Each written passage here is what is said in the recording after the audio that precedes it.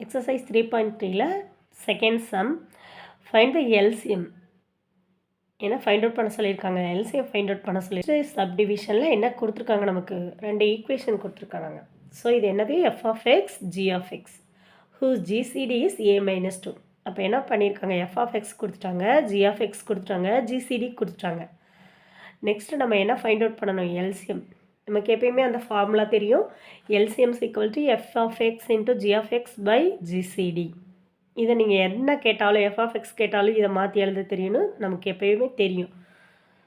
So கொடுத்துருக்க equation F of X எழுதிக்கோங்க, G of X எழுதிக்கோங்க. ஸோ இது குவாட்ராட்டிக் ஈக்குவேஷன் சால்வ் பண்ணுறது ரொம்ப ஈஸி. சால்வ் பண்ணி வச்சுக்கோங்க. ஜி ஆஃப் எக்ஸையும் சால்வ் பண்ணி வச்சுக்கோங்க.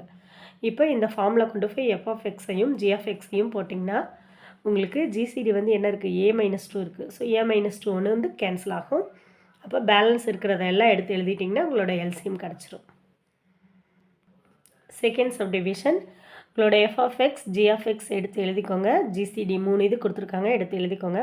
எப்பயும் போல் உங்கள் ஃபார்மில் போட்டிங்கன்னா இங்கே ஜி ஆஃப் எக்ஸில் எக்ஸ் - 3a தான் 2 டைம்ஸ் இருக்குது, இங்கே ஜிசிடியில் 1 டைம்ஸ் இருக்குது.